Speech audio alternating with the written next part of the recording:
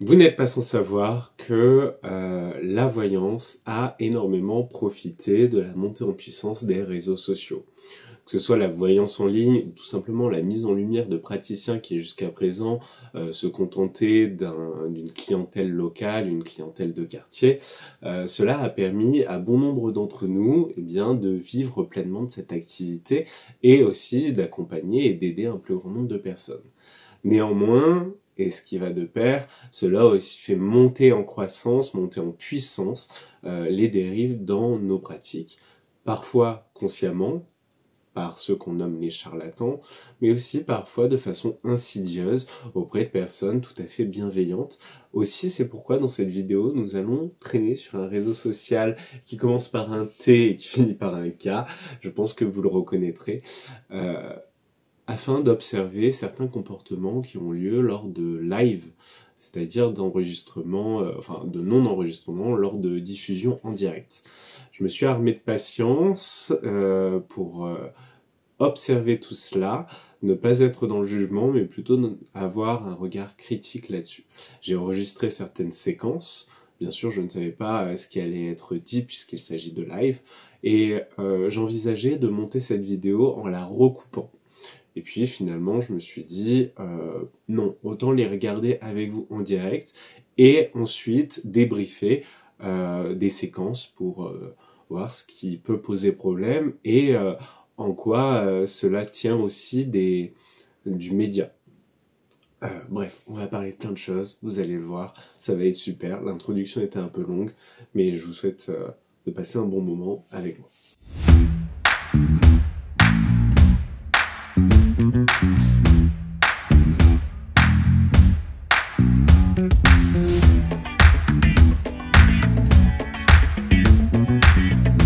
Alors effectivement, dans toute profession, il y a des personnes bonnes et des personnes mauvaises. Mais cela résume un petit peu la situation d'une façon assez manichéenne. D'un côté le bien, de l'autre côté le mal. D'un côté les sauveurs et de l'autre côté les agresseurs. D'un côté les aidants et de l'autre côté les charlatans. Je suis pas tout à fait ok avec ça et je pense qu'il faut aussi remettre les choses dans l'ordre et se demander en quoi les outils qui sont utilisés entraînent des comportements problématiques. Comment cela se fait-il que les personnes ne s'en rendent pas compte, que leur comportement est problématique? Et c'est tout ce genre de questionnement que j'aimerais qu'on aborde. C'est pourquoi je vais flouter les vidéos, mais vous aurez accès au son. On fera un débriefing de ce qui se passe et on va commencer tout de suite avec une première vidéo. Même vous prenez une consultation avec moi, il y a un suivi derrière. Hein. Cette nuit, il y a quelqu'un qui est venu me voir, qui a pris une consultation avec moi, qui est venu me parler à 1h du matin. Je lui ai répondu, parce qu'elle était pas bien, elle était au fond du seau. Je ne lui ai rien demandé. Hein. Vous voyez? Des fois, ça me porte un peu préjudice, parce que ça me fatigue beaucoup. Bon voilà, sur cette séquence, là, on observe un comportement que les réseaux sociaux peuvent entraîner auprès des praticiens, c'est-à-dire la surprésence, la surdisponibilité. Le fait de recevoir des messages à n'importe quelle heure du jour ou de la nuit et se sentir obligé de répondre à cet appel au secours, ou en tout cas à cette demande. Et moi-même, quand j'ai commencé à être présent sur Instagram, au départ, je supportais pas de ne pas répondre immédiatement, ce qui fait que je me retrouvais durant des repas, le nez sur mon téléphone, alors que j'étais avec des amis, pour répondre immédiatement, pour ne pas laisser un vu, pour ne pas me montrer... parce que je projetais que si je n'allais pas répondre immédiatement, on allait me percevoir comme quelqu'un de prétentieux, quelqu'un de désagréable. Et donc, on est dans le people pleaser. C'est-à-dire être une personne agréable. Et on cherche à rentrer dans cette case. Et là, c'est très bien ce qu'elle est en train de formuler. Elle le dit avec honnêteté. Oui, elle répond à n'importe quelle heure. Et ça lui coûte. Donc, c'est quelque chose sur lequel il faut être vigilant. Si vous-même, vous êtes praticien, je vous invite à, comme pour tout entrepreneur, et je sais que c'est dur des fois de faire le lien, mais si vous vendez votre pratique, vous êtes entrepreneur, vous pouvez pas laisser entrer les gens dans la sphère personnelle et du coup il faut cadrer les choses. Et ça c'est pas facile à entendre. Vous voyez comme quoi les dérives, on pouvait s'attendre à les voir dans le sens praticien, consultant, c'est-à-dire le charlatan qui va escroquer le consultant, mais elles peuvent aussi être dans l'autre sens avec les personnes qui se présentent en état d'urgence et du coup le praticien qui se sent dans l'obligation, qui se croit dans l'obligation de répondre immédiatement. Et d'ailleurs, ça pose aussi la question du est-ce que la voyance, est-ce que les guidances et est-ce que ce type d'accompagnement doit être un, un accompagnement urgent.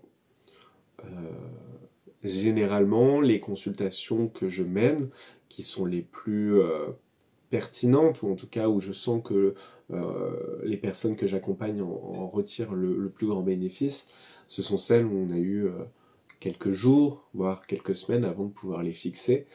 Celles qui sont dans l'urgence, est-ce qu'on a le temps, est-ce qu'on a le recul, est-ce qu'on a la capacité d'apprécier ce qu'on est en train de nous donner, ou est-ce que c'est inefficace? J'ai pas toutes les réponses, je prétends pas avoir toutes les réponses, mais je pense que c'est un point de vigilance et d'interrogation qu'il faut se poser autour de l'urgence dans nos accompagnements.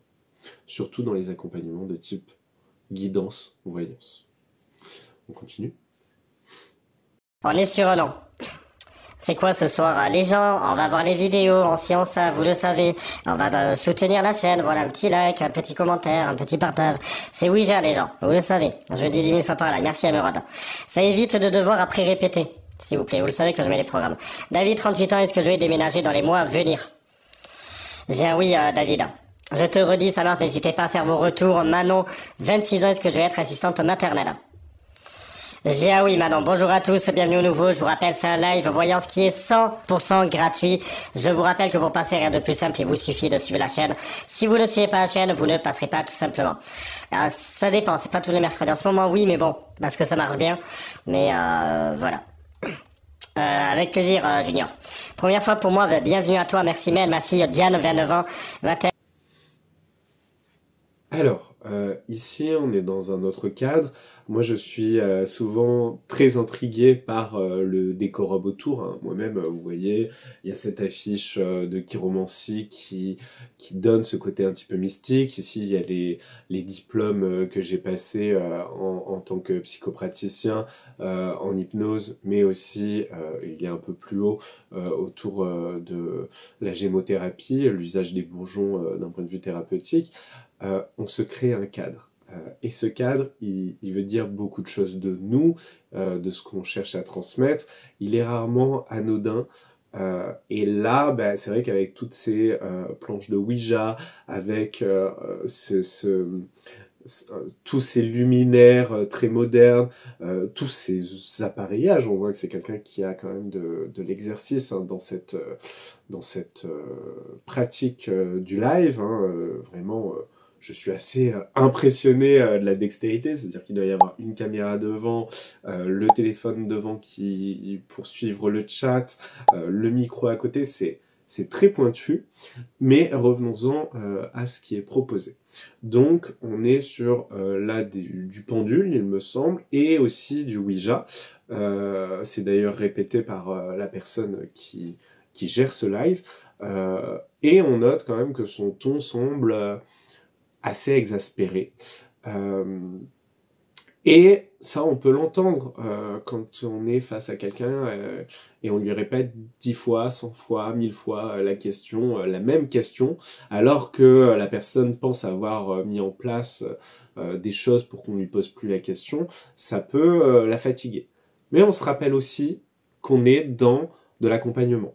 L'accompagnement humain, alors si en plus on est sur du Ouija, on peut être même dans des séances de spiritisme, donc face à de la disparition, de la perte, du deuil, le manque d'être cher, donc on peut être face à des personnes fragilisées. Et les brusquer comme ça, c'est leur rappeler aussi que leurs questions sont bêtes, et donc par extension qu'elles peuvent se sentir bêtes, et on est tout de suite dans une posture de dominance sur elle, et ça c'est maladroit. Je comprends très bien que c'est pas la volonté de cette personne, que c'est juste une réaction, mais il faut se rappeler à qui on s'adresse. Et Et dans ce cas-là, ça peut déjà poser quelques soucis. Continue. C'est pas un jugement sur cet état de blessure et sur le rejet total de votre corps, parce que c'est une réalité. Et du coup, vous ne pouvez pas vibrer, vous ne pouvez pas attirer une relation à vous. On ne parle pas d'attirer un homme, d'accord? Ou une femme, qu'importe. On parle de vibration. Vous ne pouvez pas vibrer une rencontre avec sérieux, de la stabilité, de l'amour, si vous ne vous aimez pas vous-même. Encore une fois, c'est pas un jugement de ma part, c'est juste que vous mettez des barrières. Je voudrais une rencontre, mais je mets une barrière. C'est inconscient, hein. Mais du coup, ça marche pas. Ok, stop, on s'arrête là. Pour moi, là, c'est assez problématique. Je vais pas encore faire le point sur le fait qu'il y ait les tarifs comme ça devant. À un moment, je sais pas si c'est bien ou si c'est mal de mettre ces tarifs autant en avant. Je pense que la transparence sur les prix, c'est bien, mais ça me choque toujours dans ces lives d'avoir cet affichage de prix parce que peut-être que c'est pas quelque chose auquel je suis habitué, alors qu'en salon, je trouve ça très important lorsque je me déplace d'avoir un affichage de prix très lisible. Mais c'est pas de ça dont je veux vous parler, tout du moins pour le moment. C'est du sujet qu'elle aborde. Ici, cette femme aborde le sujet de la loi de l'attraction, on va dire, dans les grandes lignes. Et elle répète plusieurs fois, ce n'est pas un jugement. Ce n'est pas un jugement. Alors, si ce n'est pas un jugement, ce n'est pas elle qui porte un regard. C'est quelque chose d'objectif, c'est quelque chose de plus grand. Et elle ne porte pas un regard sur le fait que quoi soit la responsabilité de la personne qu'elle ne rencontre pas quelqu'un de bien. Effectivement, dans nos vies, on est responsable de beaucoup de choses, bien que il y ait aussi l'influence de notre cercle social, notre berceau économique. Et là, elle est en train de lui dire, en fait, si vous ne trouvez personne, c'est parce que vous vibrez de la mauvaise façon. Donc vous êtes responsable de cette non-rencontre. En quoi ça l'aide ? Elle ne lui dit pas comment vibrer de la meilleure façon, mais elle pointe du doigt qu'elle vibre de la mauvaise. Et je vous rappelle qu'on est dans un live, on ne connaît pas la personne, on ne connaît pas son passé, on ne connaît pas sa façon d'agir. Alors bien sûr, on a le rapport à la voyance, et là on y croit pas, mais imaginez cette personne derrière son écran, qui cherche à rencontrer quelqu'un, qui pose cette question, et on lui dit « non, et c'est ta faute ». On lui dit pas bah, « c'est compliqué, voilà comment tu vas pouvoir l'atteindre ». Non, et c'est ta faute. Bien sûr, la personne a été tentée après de vouloir en savoir plus, de questionner davantage, et pour trouver des solutions, voire pour qu'on l'aide à vibrer de la bonne façon. Et je trouve ça très culpabilisant. Encore une fois, ça, c'est un comportement qui est problématique. Je ne sais pas si vous avez lu Le Secret, je ne sais pas si vous connaissez un petit peu la loi de l'attraction. C'est des pavés à la base, et qui sont pour moi assez problématiques. Et quand on les résume en quelques mots comme ça, c'est destructeur. Alors, Jess va-t-il y avoir une évolution avec Anthony? Est-ce que Jess et Anthony vont avoir une histoire d'amour? Oui, définitivement. Il y a une histoire d'amour qui arrive. Est-ce que Sébastien ressent des choses pour Coralie? C'est plutôt de l'amitié. Marie, est-ce que je vais rencontrer un blanc? Un blanc quoi, un blanc? Sandy, est-ce que le juge va accéder à la demande de Sandy?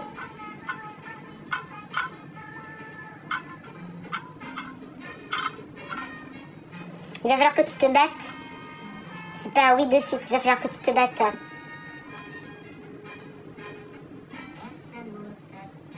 Monica veut savoir si ses problèmes d'argent vont s'arranger.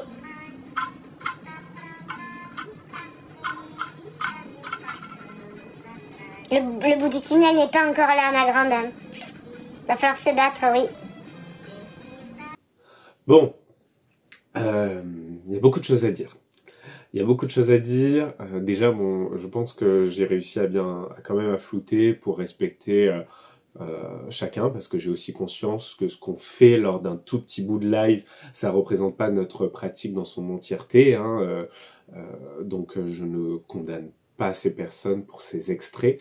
Je pense que tous, on a des moments où, sans s'en rendre compte, on est moins dans une forme d'éthique louable, mais là, déjà, beaucoup de filtres. Alors, je trouve les filtres, ça m'intrigue parce que ce sont des filtres très mystiques, vous voyez, avec soit des auréoles, soit des yeux très mystiques, enfin, et moi, ça me fait penser à des déguisements. Et on est quand même dans de l'accompagnement sur des questions, vous voyez, des questions sérieuses, des questions de justice, des questions d'amour, des questions puissantes, hein, très intimes et on donne ces personnes donnent leur confiance, donnent leur intimité en pâture à quelqu'un qui semble très déguisé, donc qui pour moi, ça manque un petit peu de sérieux. Et bon, peut-être que c'est moi qui juge sur le physique, peut-être que c'est moi qui juge sur les apparences, mais j'estime tout de même que y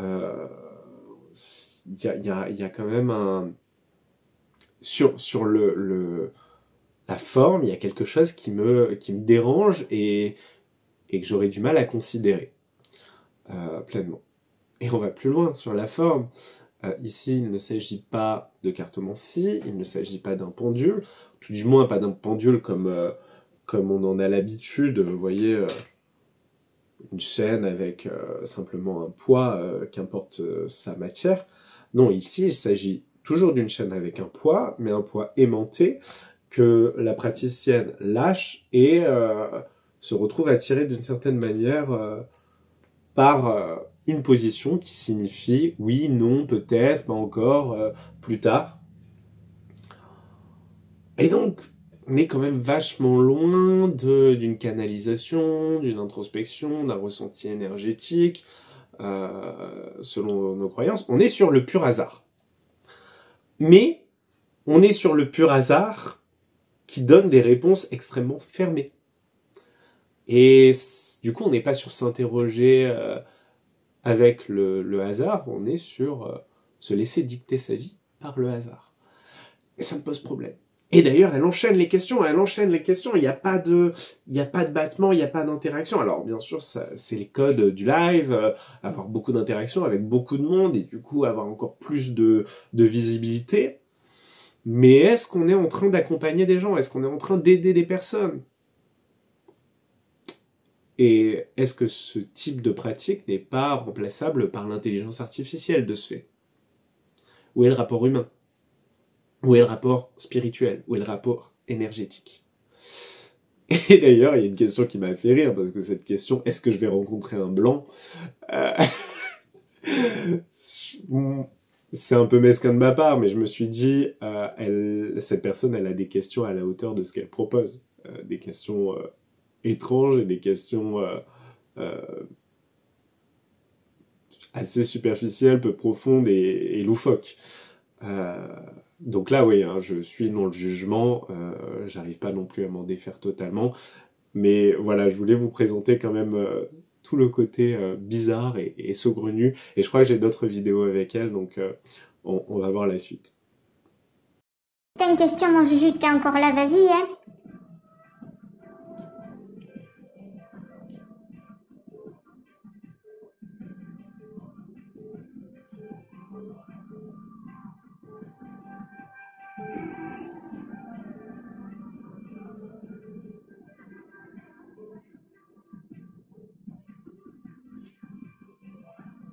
Bon, pas besoin d'aller plus loin, parce que je me souviens de ce live, il y avait pas de viewer finalement, mais ça m'avait intrigué parce que je m'étais dit, ah ok, ce live il est gratuit, donc il n'y a pas grand chose de critiquable finalement. La personne propose simplement elle ne présente pas l'outil Les conseils magiques de l'arc-en-ciel de Sandy Tatou, qui est un livre que j'ai également et que je trouve très chouette parce que contrairement à d'autres livre oracle. Vous savez, c'est ces livres, on ouvre et on a une réponse. Vous posez votre question, vous vous concentrez, vous ouvrez, vous avez une réponse. Ici, c'est sur chaque page, vous avez différentes couleurs et les couleurs correspondent à des thématiques. Donc vous pouvez quand même accéder à un travail un petit peu plus précis. Par exemple, poser une question autour de l'amour et du coup ce sera la question rouge, les réponses rouges. Autour de la santé et de la vitalité, ce sera le vert. Autour de la joie et des plaisirs, ce sera le jaune, etc. etc. Mais je me suis dit, c'est un livre à 12,90 €. Jusqu'où on va? Jusqu'où on va dans la vulgarisation de la voyance? Parce que ce sont des lives voyance. Moi, ça m'intrigue, ça m'inquiète. Et je trouve pas que ça apporte un état de noblesse à cette pratique. Bien sûr que j'ai déjà moi-même sur mes réseaux sociaux proposé en story, voilà, vous choisissez, c'était pour présenter l'outil. Mais de là à en faire un live question-réponse, je pense que j'ai pas les codes. Je pense que je deviens un vieux con. Voilà, on va le dire comme ça. Mais j'ai beau adorer ce livre hein, de Sandy Tatou, je me verrais pas en faire un live et vraiment ou en salon dire... Parce que moi, je compare du coup les codes du live aux codes du salon où je propose des accompagnements flash. Et je me verrais pas dire à une personne, bah voilà, vous pouvez passer 15 minutes avec moi, et puis vous me dites un chiffre et on ouvre, même si ça peut être intéressant. En soi, on ouvre une page, vous voyez, vous me dites 66, alors je vais à la page 66, on se pose une question de cœur, et on y répond avec la phrase dialogue une bonne fois pour toutes avec lui ou elle. Ça, c'est intéressant, parce que ça permet derrière de déclencher toute une amorce autour des sujets qui n'ont pas été abordés, des sujets... mais je l'imagine en ayant la personne en face avec qui on peut en discuter, avec qui on pourra aborder ces sujets plus intimes, dans l'intimité. Et là, dans un live, je trouve ça cocasse, même si finalement, vous voyez, j'ai rien de plus à dire, mais je voulais vous montrer que les live voyances, alors il y a les médiums purs, ça c'est ceux qui utilisent aucun support, et très bien. Ensuite, il y a la cartomancie, toutes les cartes. Ensuite, il y a les pendules. Je mets aucun ordre de gradation. Hein. Pour moi, c'est tout au même niveau. Il y a ceux qui vont utiliser des runes, c'est un peu plus rare tout de même sur les réseaux sociaux. Et il y a aussi les answer books. Voilà, ça s'appelle les answer books, les livres à réponse. Et les livres à réponse, ça me... Déjà, l'outil en soi me perturbe parce que je trouve que c'est très particulier et que les gens ont envie de fait de refaire des livres et de pas prendre en compte le message. Mais là, dans le live, ça m'a interloqué. Dites-moi ce que vous en pensez. Allez, on continue. Autour de vous. Votre dignité a été touchée au plus profond et vous en portez encore les stigmates. Votre vie actuelle, blessure d'humiliation. Vous faites tout pour être libre, mais vous êtes très serviable et finissez par rendre service à tous vos proches. Vous êtes hypersensible et avez une relation proche avec votre mère. Vous êtes sensuel et attaché au plaisir des sens, mais vous vous réprimez pour ne pas déborder. Vous culpabilisez alors terriblement. Vous manquez de confiance en vous. Vous avez la peur permanente d'être mal jugé ou qu'on vous dénigre. Vous vous sentez parfois moqué. Vous vous sentez facilement rejeté ou mis à l'écart. Une timidité peut être présente. Vous pouvez tomber dans une générosité extrême pour tenter de garder les autres tant vous avez l'impression qu'on ne restera pas avec vous. Vous pouvez être agressif parfois car vous attaquez avant qu'on puisse vous atteindre. Bonjour Amina. Vous pouvez avoir des comportements autodestructeurs. Pour faire évoluer cette blessure, il faut travailler l'estime de soi et apprendre à en porter moins sur les épaules. Il faut aussi accepter de dire non. Ça fait 2 fois que ça revient. Les barrières. Hein. Accepter de dire non et arrêter de toujours vouloir rendre service aux autres. Et cesser l'autoflagellation et la dévalorisation permanente intérieure. En plus, une peur, il y a eu un enfermement, et du coup, peur de l'engagement. Ah ben dis donc, elle n'a pas été simple cette vie, hein. Même si tu étais artiste, pour ça que tu étais artiste, c'est parce que tu te sentais enfermé. Enfermement, peur de l'engagement dans votre vie antérieure, vous avez été soumise à l'enfermement, ou vous avez été interné dans une institution psychiatrique confinée chez vous pendant une longue période, un long temps.